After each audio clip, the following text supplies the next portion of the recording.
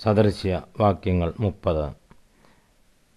യാക്കയുടെ മകനായ ആഗൂരിൻ്റെ വചനങ്ങൾ ഒരു അരുളപ്പാട്. ആ പുരുഷന്റെ വാക്യം ആവിത്: ദൈവമേ, ഞാൻ അധ്വാനിച്ചു, ദൈവമേ, ഞാൻ അധ്വാനിച്ച് ക്ഷയിച്ചിരിക്കുന്നു. ഞാൻ സകല മനുഷ്യരിലും മൃഗപ്രായനത്രേ. മനുഷ്യബുദ്ധി എനിക്കില്ല, ഞാൻ ജ്ഞാനം അഭ്യസിച്ചിട്ടില്ല. പരിശുദ്ധനായവൻ്റെ പരിജ്ഞാനം എനിക്ക് ഇല്ല.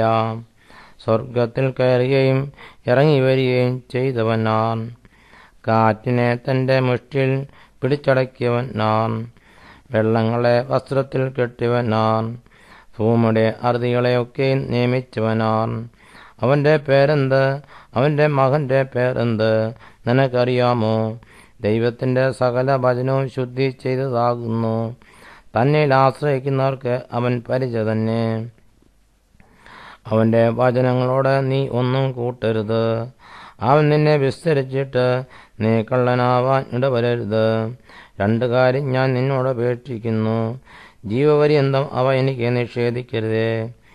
വ്യാജവും ഭോഷ്കും എന്നോട് അകറ്റണമേ. ദാരിദ്ര്യവും സമ്പത്തും എനിക്ക് തരരുതേ. നിത്യനിവൃത്തി തന്നെന്നെ പോഷിപ്പിക്കണമേ.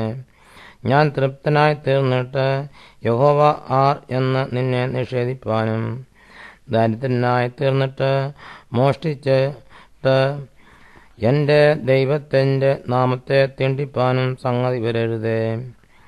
ദാസനെക്കുറിച്ച് യജമാനോട് ഏഷണി പറയരുത്. അവൻ നിന്നെ ശപിപ്പാനും നീ കുറ്റക്കാരനായി തീരുവാനും ഇടവരരുത്. അപ്പനെ ശപിക്കുകയും അമ്മയെ അനുഗ്രഹിക്കാതിരിക്കുകയും ചെയ്യുന്ന ഒരു തലമുറ, തങ്ങൾക്ക് തന്നെ നിർമ്മലമായി തോന്നുന്നവരും അശുദ്ധി കഴുകിക്കളയാത്തവരുമായൊരു തലമുറ.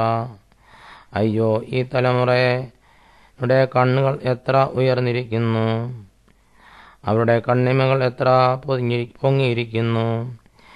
എളിയവരെ ഭൂമിയിൽ നിന്നും ദരിദ്രരെ മനുഷ്യരുടെ ഇടയിൽ നിന്നും തിന്നുകളവാൻ തക്കവണ്ണം മുൻപല്ലും വാളായും അണപ്പല്ല കത്തിയായും ഇരിക്കുന്ന തലമുറ.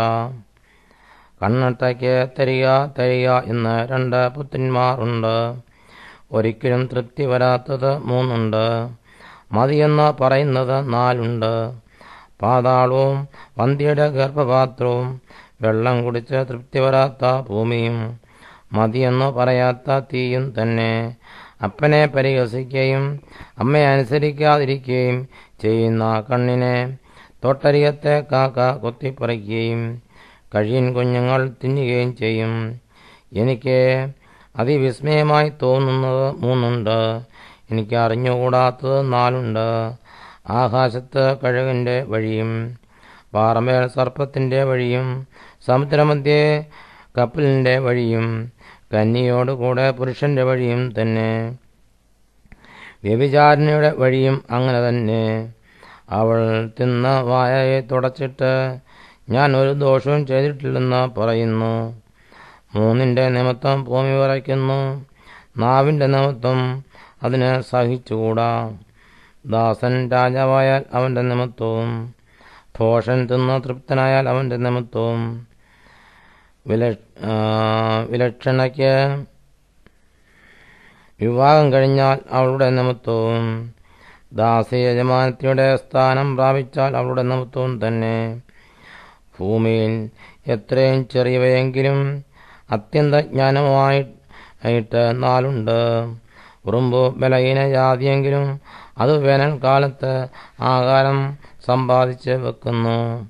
കുഴിമുയൽ ശക്തിയില്ലാത്ത ജാതിയെങ്കിലും അത് പാറയിൽ പാർപ്പിടമുണ്ടാക്കുന്നു. വെട്ടുക്കിളിക്ക് രാജാവില്ല എങ്കിലും അതൊക്കെയും അണിയണിയായി പുറപ്പെടുന്നു. പല്ലിയെ കൈകൊണ്ട് പിടിക്കാമെങ്കിലും അത് രാജാക്കന്മാരുടെ അരമനകളിൽ പാർക്കുന്നു. ചന്തമായി നടകൊള്ളുന്നത് 3 ഉണ്ട്. ചന്തമായി നടക്കുന്നത് 4 ഉണ്ട്. മൃഗങ്ങളിൽ വെച്ച് ശക്തിയേറിയതും ഒന്നിനും വഴി മാറാത്തതുമായ സിംഹവും നായാട്ട് നായും കൊലാട്ടുകൊറ്റനും സൈന്യസമേതനായ രാജാവും തന്നെ.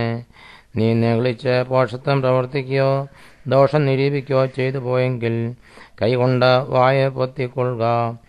പാൽ കുടഞ്ഞാൽ വെണ്ണയുണ്ടാകും, പാൽ കടഞ്ഞാൽ വെണ്ണയുണ്ടാകും. മൂക്ക് ഞെക്കിയാൽ ചോര വരും, കോപമിളക്കിയാൽ വഴക്കുണ്ടാകും.